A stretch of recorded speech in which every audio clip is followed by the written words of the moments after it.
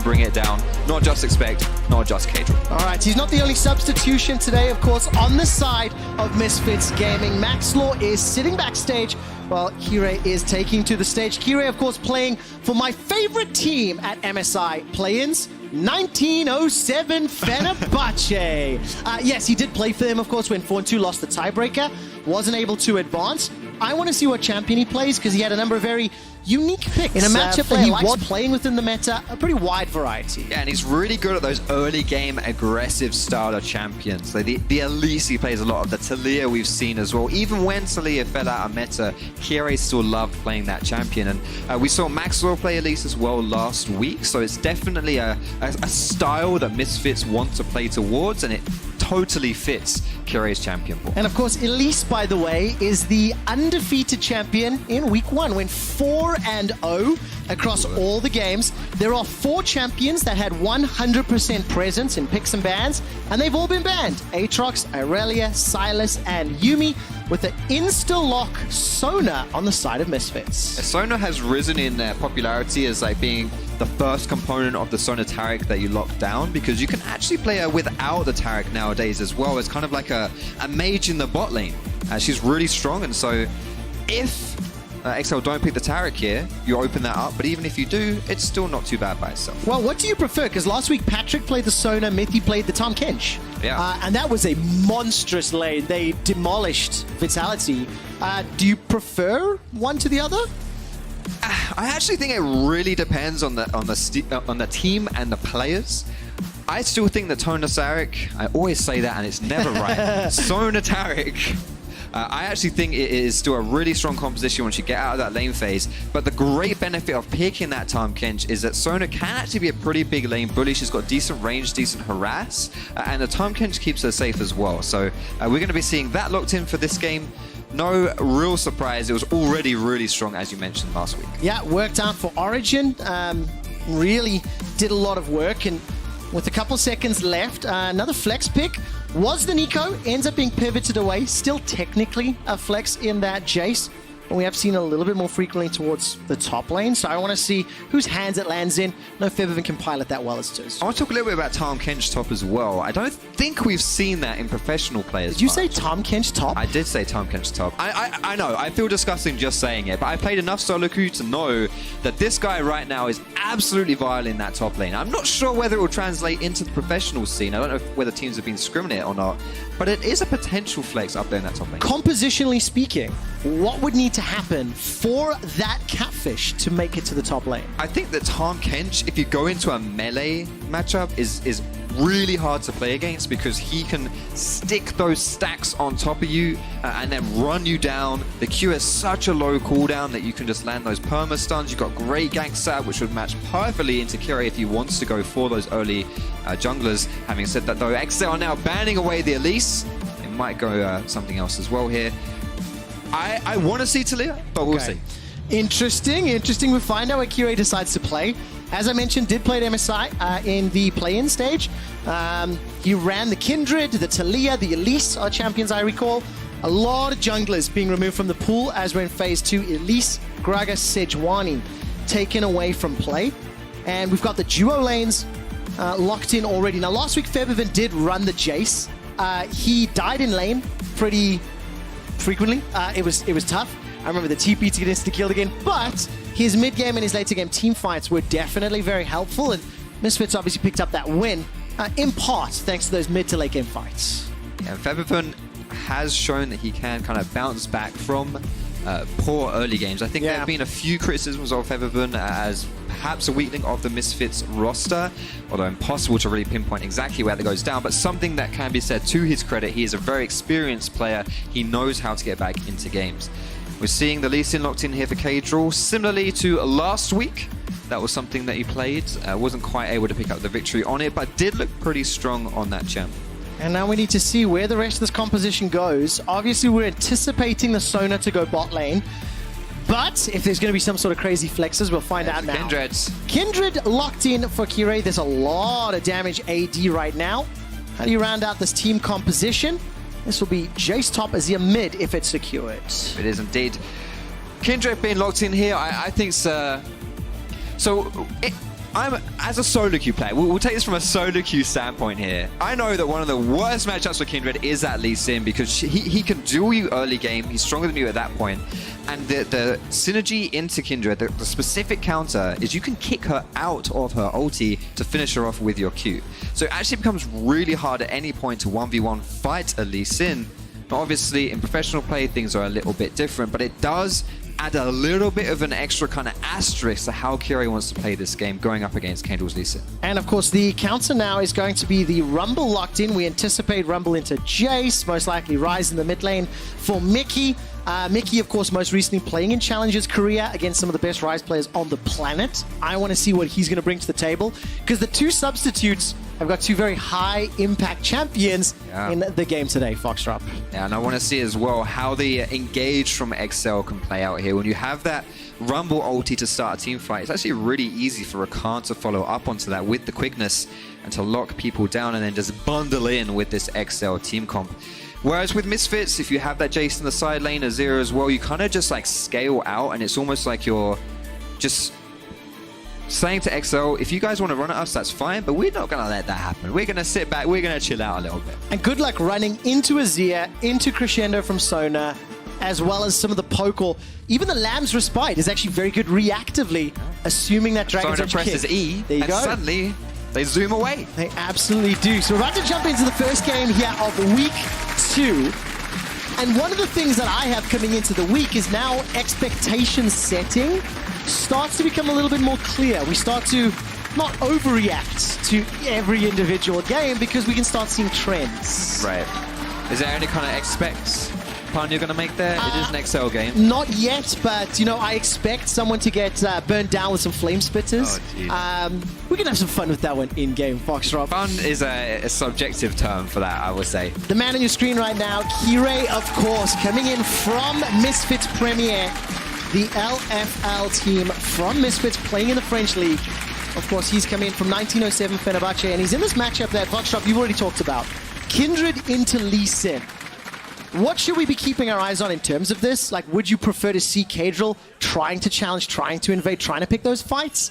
And if so, you know, what are some of the answers or where can they do it? It's really tough for Kindred to just run in 1v1 against Lee Sin. Already mentioned, you don't outduel him early. The pressure attack helps a little bit, but with this electrocute from Kadril, not the Conqueror, that's all about that burst. Really good versus squishies and much better in that early game and in this specific matchup.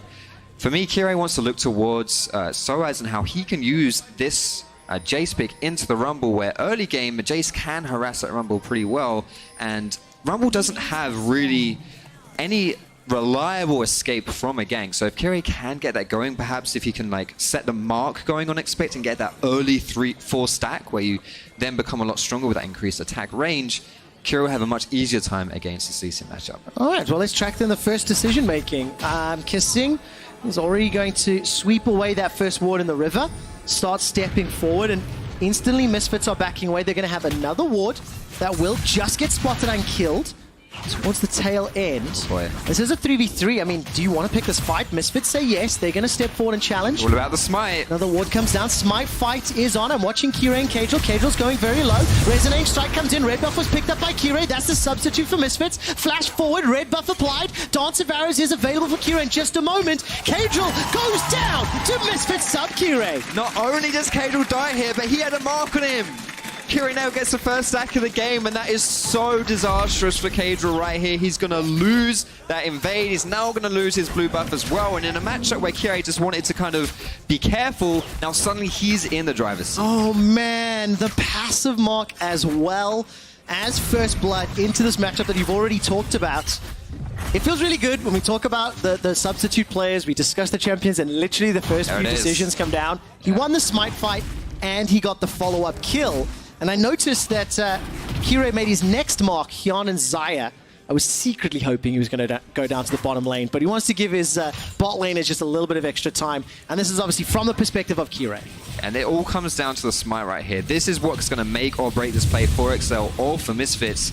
Kirei gets that smite, and in this situation, if you have that, you now have the advantage because you've got someone who's level 2, you've got the red buff to run someone down. It's just everything that could have possibly gone right for Misfits happened, and everything that could have possibly gone wrong for XL. Oh, man. It's you hate to see it. Well, there you go. 700, correction, 800 gold advantage already. For anybody that doesn't know Kirei, he actually won TCL Winter from the Turkish League with 1907 Fenerbahce, went to MSI, made it all the way to the tiebreaker with Fongbu Buffalo. And as I'm talking about that, Expect is going to force the flash from Soaz. Does he go for the dive? Scrap Shield not going to chase just yet. Didn't have the cooldowns. And in the 1v1 at level 3, Expect wins that out. Yeah, Rumble has a lot of damage, actually, and expects Rumble as well. It seems like he gets a damage buff whenever he's playing that champion. He's played it a lot, and honestly, he carries pretty hard on it, and he's able to get Soaz's flash. And now this gives a window for Kadril here, who's had a terrible start, to get back into it. Maybe go for a gank, but Kirei's going to spawn him out. No flash. Oh, my word. Lamb and Wolf are chasing down. The bite, the dodge, the arrows send Kadril to the fountain. Oh, man. It's just painful, Trevor. I just don't like watching this. It's just horrible. Well, as a solo queue expert here, Foxtrot, oh, God. Put yourself in Kadril's shoes. Hold that thought. Mickey's going to get chomped on and takes a lot of damage as Wolf goes all the way forward. I mean, what does Kadril do in a matchup that he was favored before conceding all these buffs and kills? Well, you asked me to put myself in his shoes. First thing I would do is change my shoes because my socks are very soggy from all the tears that have been streaming down my face and leaking onto them. The thing with Lee Sin, or I guess any champion, if you fall behind, you've got to look to yourself and say, okay, I'm not going to be able to force these plays and be that direct impact. The way that I influence this game now is through assisting and supporting and enabling my team. And Lee Sin is actually not too bad at doing that. It's one of the reasons why he's pretty much always meta in professional play, because you can still protect your carries, you can peel for them, you can playmake and stuff like that, and Kadril does not need items to make that happen. He does, however, need to be careful that Kirei doesn't just perma-invade him and put him so far behind that he becomes absolutely useless. Well, that previous invade, looking at the minimap, you can actually see a number of wards. I actually missed the Krugs ward personally. A small mistake on my part is Kadril fully spotted out. Kirei was hunting him. Yeah, and it's, at this point, it's just like there's not too much you can do. You know, he's low on health. He doesn't have his flash still. He's been punished for that again. There were actually 2 wards in Excel's jungle there. One of the red buff and one of the Krugs. Like, Misfits know. They know that they have the lead here, and they know that they want to be able to push that. And Kirei, so far, showing no nerves on his first LEC debut game. No, absolutely not. And of course, you know, this is the first game on this stage, but it's definitely not the biggest stage that he has played on. Has a lot of experience. Now, we've obviously focused on Kirei and the junglers because that's where a lot of the game has happened. Down in the bottom lane, Hansama and Gorilla have a cumulative 3,200 gold. Hyonin and Kasing are sitting on 2,900. So these dual support items and early game farm advantage is currently favoring Misfits, but they're still scaling out this Sona plus X support. Always needs some levels to really get powerful. And now Mickey's going to get jumped on. Realm Warp may just get him out to safety, and it does. And that was just an exchange of ultimates. And no summoners blown there, but Mickey now is a little bit low and doesn't have his CB. Oh, a lot of damage being traded back and forth at level 4. Small advantage here for Hyonin and Kasing, but it's very important to keep in mind, we have to track gold because the CS doesn't quite matter in those 2v2s. Right, it's kind of confusing because to begin with, Tom Kench or the melee support will take all the CS with the Targons, and then when it starts going up a little bit later into the game, Sona will start taking that CS. So it is a little bit deceptive when you look at those kind of farm totals there. But still, all in all, as you mentioned, the gold, a little bit of an advantage here to the Xayah Rakan, as is to be expected of the Lovers duo. Yeah, definitely the case. And of course, we just caught a glimpse there of Soaz and Expect they're even on CS. Febivin and Mickey thus far trading evenly. And Kadril is now going to try to play some League of Legends. Puts a Sonic Wave onto the chicken camp. And we'll spot out Kirei. There's no movement from his laners yet.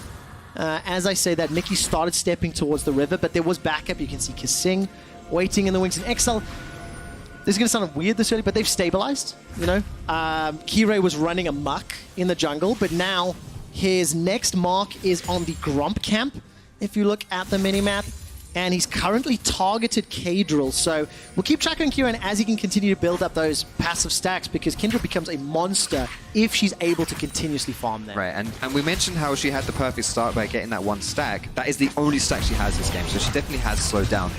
Misfits going in for this invade here, but XL don't want to give it away for free. No, they don't. Blue buff is secured by Misfits. Mickey's got no round There's wall. a TP though from Flash Rumble. is available to him. Expect's got the equalizer. So as TP is on cooldown, insta equalizer, but Expect is in trouble. He's forced to flash defensively in a 5-on-4 and a TP committed. XL get nothing.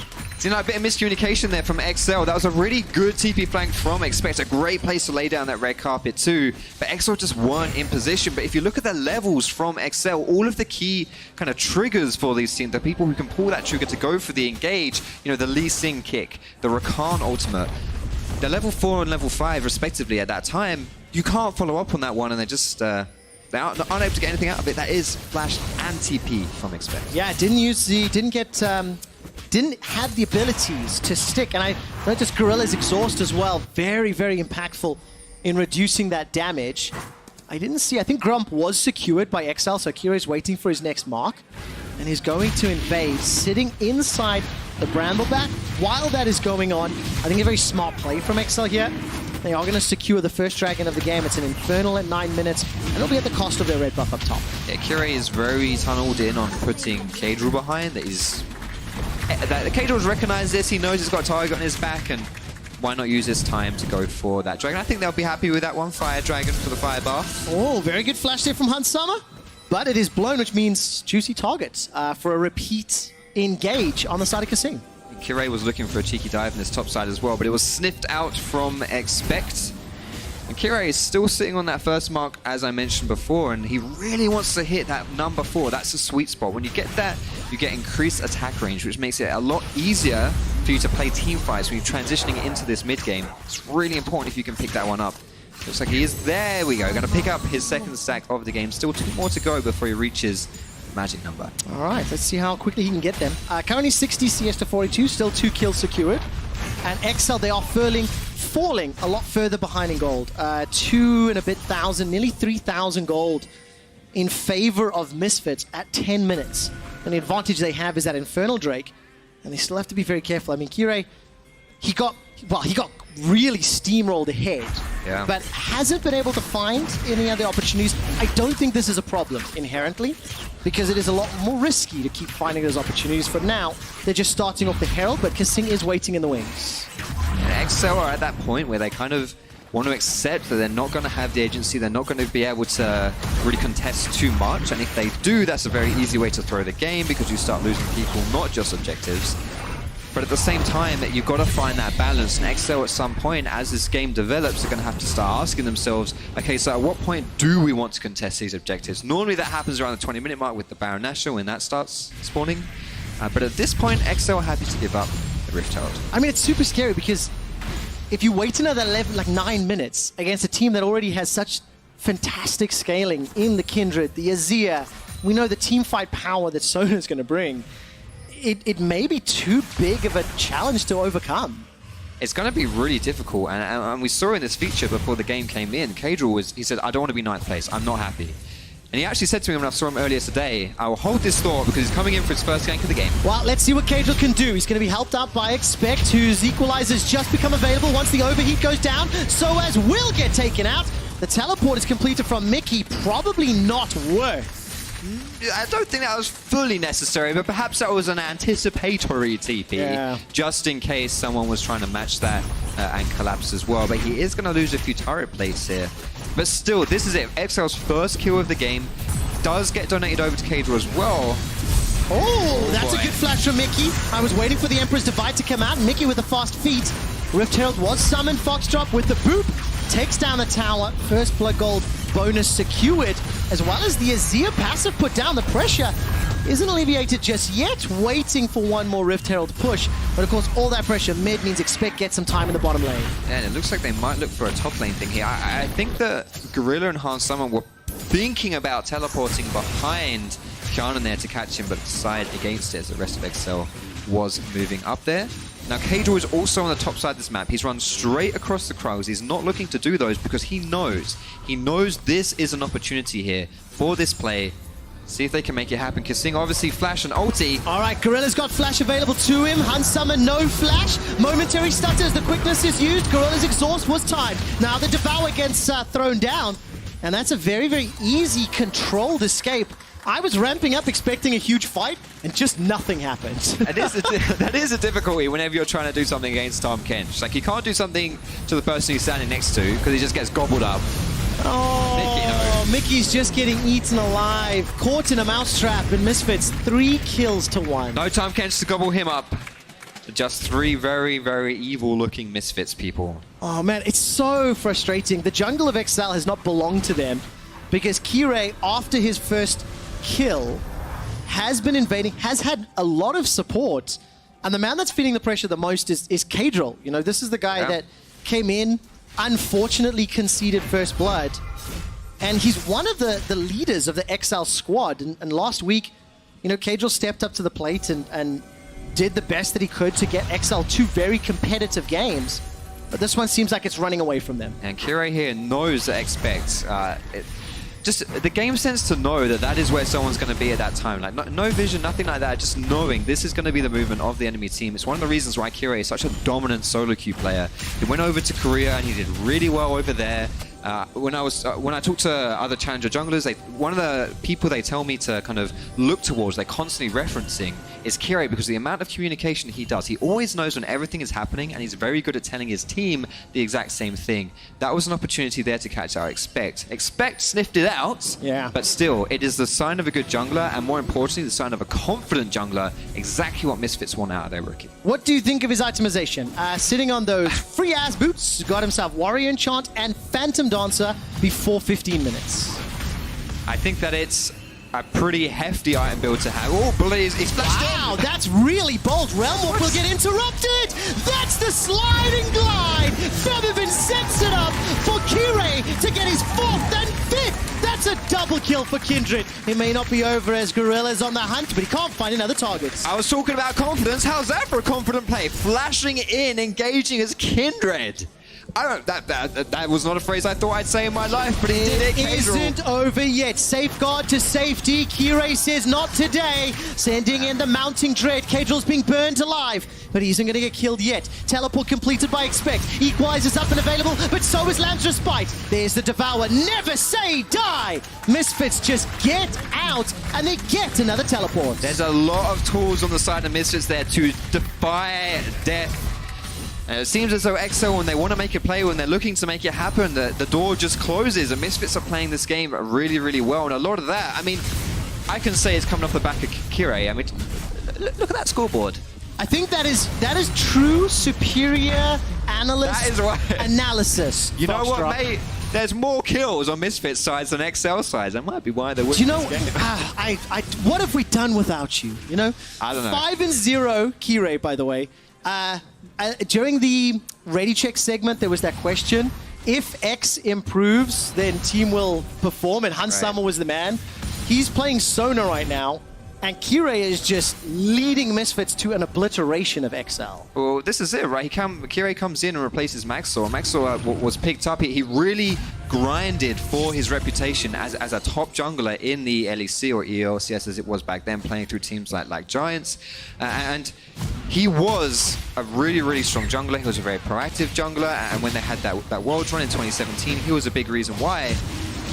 But it seems like right now, what this team needs is someone like Kirei who's been able to play aggressively. He's in the pit. He's gotta get it. He steals it. Yeah. He steals it over the wall. XL can't do a thing. Kirei and the rest of the squad are moving forward. Conquering and sliding sands. Crescendo tags one. Kadril's already gone. The sand soldiers sent flying as Yonin goes up, spits the feathers backwards. Will not be able to root up anybody else. 6 kills to 1. Febby, the only person not named Kirei to have a kill for Misfits. This is the problem we saw in this feature. XL, Kadril says. He didn't like being 9th. He didn't want it. The mental toll it has on a team to know that you suck is honestly, it's incredible. And they have a chance to reset. You come into that summer split, and XL being very vocal about the fact that they are not happy with being a 9th place team. And I was talking to Kadril backstage as well, and he said, book it, 2-0 week. If it's not 2-0, then you, well, there's problems. Then there's problems. I got you. I won't do the precise phrase what you said, but still, this is not how you start your 2-0 week. Well, for Misfits, this probably is. That's a good one. You know, for Misfits, of course, coming into this matchup, especially after the spring performance, I had questions around what would they look like for the split? How could they evolve? How serious was the 10-man roster? And I now have more questions actually, but it is exciting to see such a strong start here from Kirei. The Lamb's Respite is used defensively. XL throw everything at Misfits. It literally doesn't scratch them. The tower is still being sieged, and it's a 9,000 gold deficit. Crescendo is going to be up in a moment or two.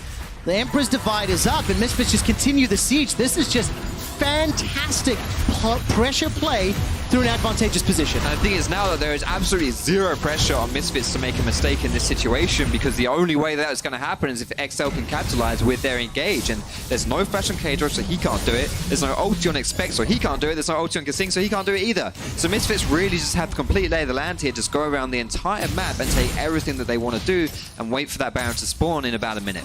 And I think it's also important to note that when you have teams that theoretically are meant to be top of the table, playing teams that are theoretically meant to be bottom of the table, this is kind of how you expect the games to look. And if you just look at names and players on paper, this was the Misfits that was expected to show up in spring, and it did for a little while, albeit it was mostly through Hans Summer's play and not through the type of carry jungle performance we're seeing now. But it does give a lot of hope to Misfits fans and supporters. And on the side of XL, they're going to have some troubles. 2-level advantage here for Mickey, but he's going to escape with Realm Up. The burn is ticking. The burn gets it. The burn gets it. I believe that was stack number 4 on Kirei.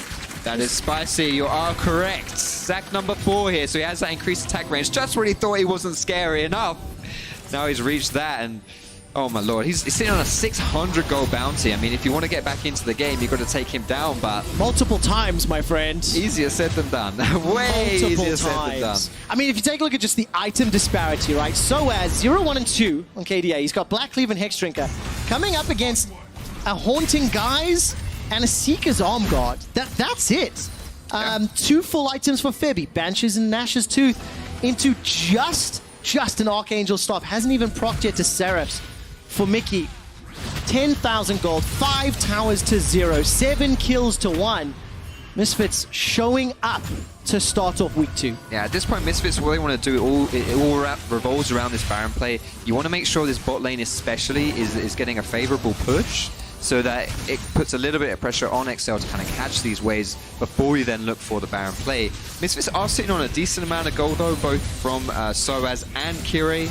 1.5 and almost 2k gold respectively, so if they just decide to go for that reset, I think that would then make their Baron play a lot stronger. But when you're this far ahead, does it even really matter? I don't think it does. No, it doesn't. You can see Soaz, he's flirting between bottom and middle lane. There's a control ward placed. Oh, that's the engage onto 1. The kick. Oh, that's the shutdown goal onto Kirei. Kadril does it. The opportune moment. 2 quick kills to XL. What did I say? If you want to get back into this game, Lee Sin, the playmaking potential. Kirei, he's been the hero of this entire story for Misfits, and he just throws it all away with 1 move. All right, Febivin, Hans Summer, and Soaz in a 3v5. That's the engage onto Febby. He's forced to flash defensively, goes backwards, sends out the Sand Soldiers. That makes it a 3v4. Hans Summer with the power chord. Sends Expect to the fountain. The gigantic gold lead means even in a 3v5, Misfits can do it. Empress Divide's on cooldown, remember, but now it's Soaz Hyun's ulti. That's the hammer form. Put it down on Hyun. He's dashed backwards. Realm Warp defensively. A double shock. And 1 more power chord. 3v5. Misfits ASL. XL, they had a sniff of victory right there. They were about to poise to take for that dragon, but Misfits, like you say, 3v5. They turn it around there, and Kirei now he's back. He's going to be able to secure this one. No harm, no foul. Itemization advantage makes up such a difference. All 5 members of Misfits are alive. They secure themselves the Baron, and they've got all the tools they need to finish the game.